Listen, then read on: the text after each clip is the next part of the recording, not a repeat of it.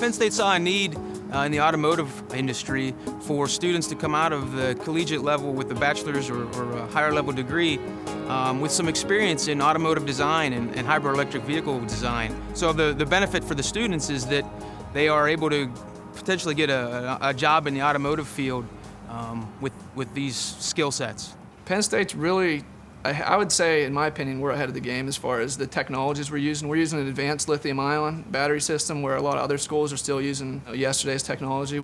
If you're going into any kind of a field dealing with vehicle dynamics, that you're going to benefit greatly from the things that you're exposed to here. Even from the basics of engineering design and manufacturing and implementation to testing, to dealing with control codes, diagnosing problems, all of that is incorporated into the engineering field. Behind us is a 2005 Chevy Equinox. It was given to us by GM, completely stock.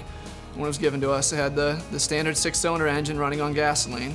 And the main differences that we've done is we've taken out the stock engine and replaced it with a 1.3-liter diesel, which is much smaller than what originally came in it, and it runs on biodiesel. And we also, in parallel, we have a 78 kilowatt induction motor, and we use both of those to propel our vehicle and get increased fuel economy, and we also decrease the emissions with the smaller engine in our emission treatments. This is where we do a majority of our work with the Equinox. We do all the mechanical work, the updates and stuff like that. The Pennsylvania Transportation Institute has a track. We do some testing out there as well.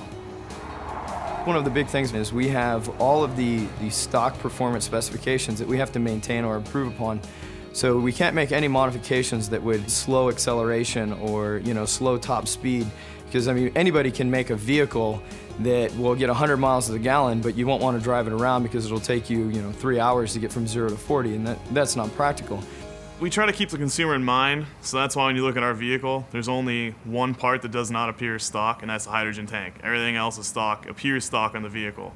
Ultimately, the idea behind a hybrid electric vehicle is you maximize the efficiency of both powertrains, because the electric side is efficient during a certain operating range, and the internal combustion engine is very efficient during a certain range, and that just so happens to be not at the same place. The stock vehicle gets roughly like 17, 18 miles to the gallon. We're getting almost double that, so we're definitely having improvements there, and our emissions are much lower as well. So it's, compared to the stock vehicle, it's leaps and bounds above. Well, right now the program itself is concentrated on a hybrid electric vehicle, and in the short term, in the next decade or so, it's viewed that those types of vehicles are going to fill the gap between what has traditionally been an internal combustion engine powered vehicle and whatever the next technology that might be.